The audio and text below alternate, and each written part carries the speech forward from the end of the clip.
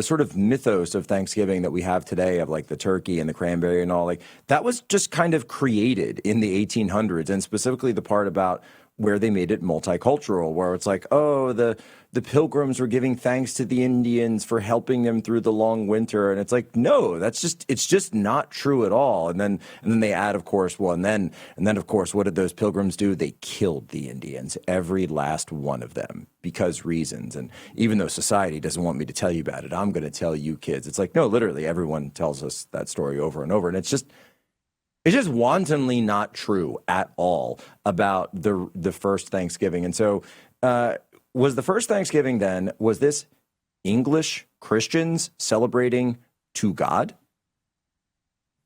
Yeah, you had obviously the English dissenters who had fled originally the United Kingdom. They had ended up in Netherlands, the Netherlands, and then they decided to move because they did not want their children to ultimately adopt that identity. They wanted to make sure that they maintained their English dissenter Protestant identity. So they went to the New World in order to forge a place where they could both practice their religion safely and also maintain their identity and their way of life without blending in to some foreign culture. Of course, safety was very hard to come by. The new American experience was one that was cold, that was difficult, riddled with disease. They were not immigrants coming to a place that was established. They were carving out a land. Of course, there were native inhabitants spotted throughout, and they, in many cases, came to blows. Now, the English were, of course, able to eventually establish a beachhead there. You did receive some assistance from Indian tribes, so I don't want to pretend like there is no roots to the idea that there were friendly relations with different tribes and that they did receive some assistance, but the entire narrative that basically the pilgrims were these helpless idiots who landed on the coast of America and they couldn't do anything and they were just dying out until these friendly Indians came and then saved them by teaching all these dumb Europeans how to farm because they just never seen a farm before. And that's what saved them. And that's why they had Thanksgiving, so they could celebrate this multicultural kumbaya. It's just not accurate. Of course, I'm sure the pilgrims were very grateful for assistance received at the level that they received it. But ultimately, this was a feast thanking God for their continued ability to live in this land. And of course, we know that Thanksgiving didn't really reappear until Abraham Lincoln started making proclamations of Thanksgiving during the Civil War.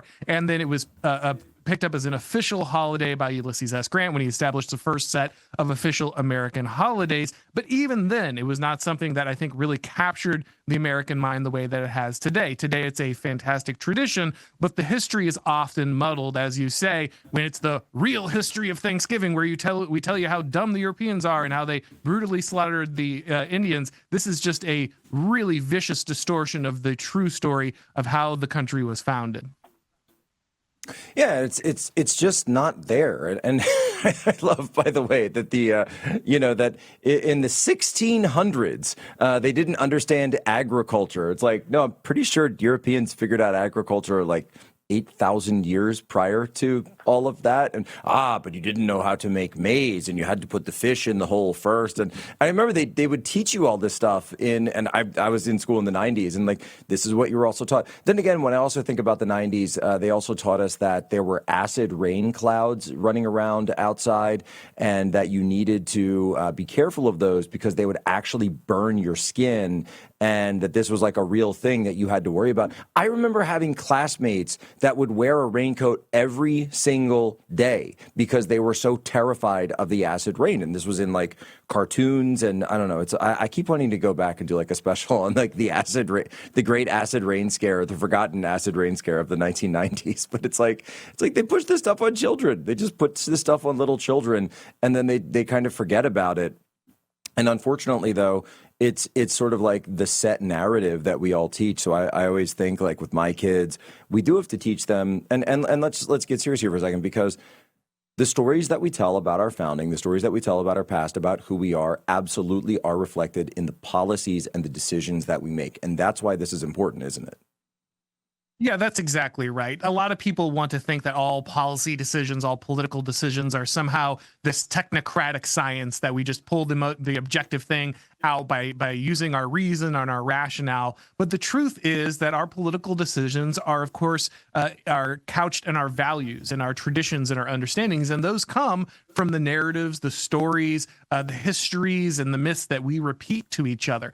We are, as a lot of people learned, Jordan Peterson was very good at awakening conservatives to this. We are not just rational beings. We are beings with identities that are fed by the mythical, fed by the historical, fed by the religious. These things come together to make us who we are. And so if we lose sight of those, or we let the left manipulate that history, manipulate that truth, manipulate that narrative, then they can change who we are today, which is what they've been doing for a very long time. Again, as someone who taught in public school, I recognize exactly the process you're talking about. I mean, obviously, I'm broadcasting from underwater in South Florida right now because, just like Al Gore said, we're all drowned. Like the polar ice caps melted. I'm underwater. Florida's gone, just as he predicted. I mean, these are real things that were pushed on children when I was in school, and yet here we are, broadcasting just fine. I remember I once crashed an Al Gore event in Philly, and he was giving a talk, and this is when they were broadcasting. And he would go around and show Inconvenient Truth to groups of hippies and whatever. And I remember going out, and I was outside, and before we snuck in, and he had his entire, because he had Secret Service still as vice president, he still had, or former vice president at the time, his entire motorcade was sitting there with like Mercedes Benzes, and the engines were on. It was the middle of summer, and the engines were on the entire time that he was inside giving the lecture, and the entire time that the documentary was on. So you're like by 3 hours, and it's like, why are you guys doing that? I say, oh well, he likes it cold when he comes out. Yeah, in between private jet flights and everything else, right? Like, obviously, these people are hypocrites and liars. They don't believe anything that they are selling, but they know that if they can force that narrative onto you, they can manipulate you. And that's why we can't let them have holidays like Thanksgiving. We can't let them rewrite the history of the United States. And importantly, as you were speaking about previously, we can't let ourselves rewrite it either. We can't go back and pretend that the founding fathers believed in something other than what they did. We should be digging back into our own history. We should be celebrating our own history. Read the Federalist Papers, read the founding documents of the United States, read George Washington's letters, his farewell address. Make yourself familiar with these things. Don't let the left write this narrative for you. Don't even let the conservative movement write this narrative for you. Know the history of your people. It's far more important, and I think more interesting than whatever slop is on Netflix right now. Yeah, I'm teeing that up for you, by the way. You totally teeing that up for me right now. Well, we have to fight the fake stories on all fronts.